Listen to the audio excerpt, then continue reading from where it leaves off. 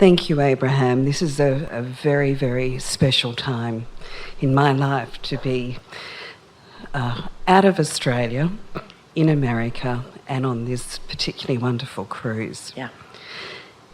My question lies around, I've listened to you for some time, and I've just recently read a book that I picked up called The Subtle Art of Not Giving a... It rhymes with duck. I don't think I should say it. Truck? You are naughty. Thank you.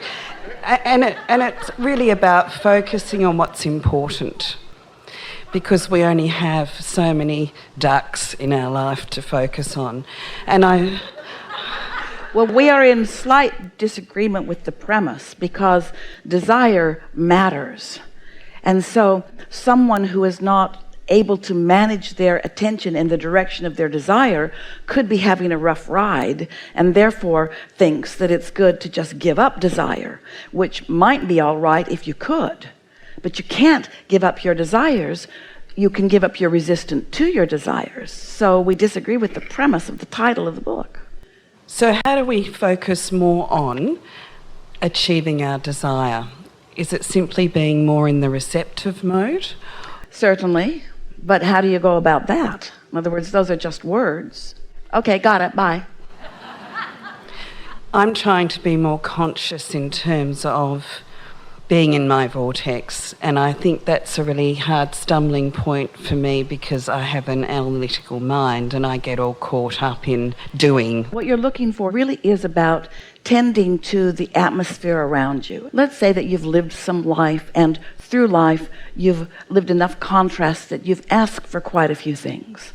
And let's say, for the sake of this premise of this book and this conversation, that many of those things that life has caused you to ask for, and that you are consciously aware that you've asked for, haven't come into physical manifestation in the way that you want them to. So there is this obvious big gap between what you know you want and what you've got. So you want to close that gap. You want more of the things that are missing to come, and more of the things that have come that you don't want to leave. In other words, you want your life to transform into more manifestations that are pleasing to you. Well, the most important thing to realize is that those things that you've been thinking about, which are the reason that you're living exactly what you're living, those thoughts have momentum. And the reason that things aren't changing very much, which is why someone would write a book like that or make a statement like that, the reason things aren't changing is because, and this is true of most people are looking at what is mostly. So if you're looking at what is, you're offering a vibration of what is, which means only more of what is can come into your experience. So even though things are always changing in your experience, they're changing to more of the same. You're recreating the same things over and over and over again, because you are recreating the same thoughts, because you are doing mostly observing. Even though every day that observation is launching more rockets of desire. So what happens is, as your observations are launching more rockets of desire, and your vortex is becoming richer and fuller, and law of attraction is responding to the vibration of your inner being in a stronger and stronger way, that's what's causing that emotional gap between you and you. In other words, you keep asking for more, your inner being keeps finding more for you, your inner being keeps showing you where the more is, but in your observation of what is, you're not going. And so the feeling of not having is becoming stronger and stronger within you. And so it's that emotional gap that you must close first. The manifestational gap, the cars in your garage and the people in your life and the experiences that you want to live, all of those experiences must come to you, but only can when you close the emotional gap. Well, what does closing that emotional gap mean? It means being angry less and happy more. It means not being afraid, but being confident. It means having love rather than hate in your heart. It means feeling good, not bad. It means being satisfied, not dissatisfied. But when you take one of those subjects that you've been maybe thinking about for a long time in your life that has so much momentum, you don't have much of a chance of finding a satisfying thought about something that has so much dissatisfied momentum going. And so you have to pick new subjects. You have to find some subject that doesn't have very much going on within it. We were talking with a woman many, many years ago when Esther was still allowing people to call and speak with Abraham on the telephone.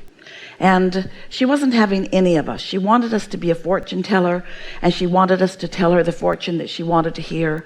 And she was not interested in deliberate creation, really. She just wanted someone to tell her something that she wanted to hear. And we were telling her as best we could what she wanted to hear, but she couldn't hear it because we were telling her she was the creator of her own experience, and she didn't want any part of any of that. So we asked her, what is it that you want? And she couldn't come up with anything really other than what she had already said. And we said, but what do you want? And she had no words. And so we started coming up with some words. Well, what about this?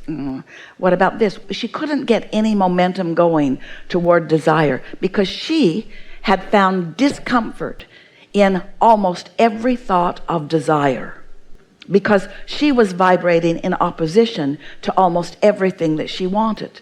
So everything made her uncomfortable. So we said, let's talk about some other things. Let's talk about blue glass. She didn't want to talk about blue glass. Why would she want to talk about blue glass? But we talked about blue glass anyway for over a minute. We talked about blue glass, the depth of it, how opaque it might be, how transparent it might be, how translucent it might be, how textured it might be, the different colors of blue. It was really an uncomfortable experience for her. She did not want to talk about blue glass. But we did, and did. Then we said, now let's talk about butterflies. She didn't want to talk about butterflies, but we focused with her, or without her, on butterflies for another minute or so. And then we said, let's talk about feathers. She didn't want to talk about feathers either. And somewhere about the end of our dissertation about the magnificence of feathers, she left the phone conversation.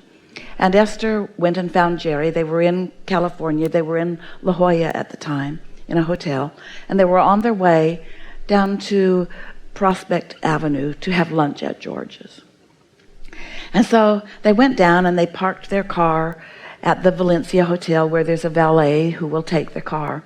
And when they got out of the car, Esther had this impulse so strong she could not deny it, to go inside this store. Now, that's not altogether unusual for Esther, but the impulse was so strong, and she dragged Jerry kicking and screaming because he was hungry and on his way to lunch. And she said, just for a minute, just for a minute. And they got back into the back of the store. And on the back wall was a ceiling-to-floor, wall-to-wall display of blue glass. And it didn't register with Esther. It didn't mean anything. Esther had been there during the conversation, not really focused, sort of like now. She's semi-aware, but not really. It's different when Esther is allowing Abraham to flow. And Jerry hadn't heard the conversation at all. And so it was just beautiful blue glass. And then off they went to lunch. So they had lunch at George's and looked at the ocean and basked in the beauty of their lives. And then they walked down to the cove, which from their perspective is the most beautiful place where the land meets the sea. And as they walked across this big apron of grass, as they were walking across it, a flurry of butterflies so intense surrounded them that they had to stop talking, which was odd for them, in order to not eat butterflies. And so they just sort of stood still and then moved on. It was like nothing they'd experienced before. And when the butterfly cloud lifted, Jerry said, do you know that little boy? And there was a little boy off a distance, very young, walking well, but not for long. And he was headed right for them, looking right at Esther. And he walked up to her and handed her a feather. And then Esther realized that within a very short period of time, the universe had orchestrated an experience where three things that we had drawn attention to, that were three things that Esther held no resistance to whatsoever. And when there is focus, absent of resistance, there is manifestation. And so that's the thing to do. Start with things that teach yourself the trust that our friend was talking about. Teach yourself the feeling of the universe providing for you opportunity to know, because whatever you want has already been given. Whatever you want has already been given. But you say, then where is it? How do I get my money out of the vortex and into the bank? How do I accept that it has been given when I can't spend it yet? And we say, therein lies your problem. If you need it to be manifested right now and you won't give yourself the opportunity to feel the unfolding of it, which is really what you've come for. You've come for the joy of that journey of witnessing the unfolding. And so as you back up a little bit and you leave aside for just a little while the intensity of the desires that haven't been coming, and the reason they haven't been coming is because there's obvious resistance, maybe not obvious to you, but obvious to the universe, obvious to us. If it is wanted and not coming, then there is doubt in the way. And if there's doubt in the way, then how are you going to get rid of that doubt? And most would say, give it to me anyway. And we say, really? Defy the laws of the universe? You want to be the one exception in all of the universe to get something that you're vibrationally adverse to? You don't want that. You want to be vibrationally aware of what you're doing so that you have control of what comes to you, yes? So start with the easy things and witness the unfolding of those easy things. What you witnessed today was not one of those easy things. It was one of those powerful, powerful, powerful, powerful, powerful desires that was matched with the expectation that allowed it to be. And so it was. And so it is. Enough? Thank you so Yes, much. indeed. Yes, indeed.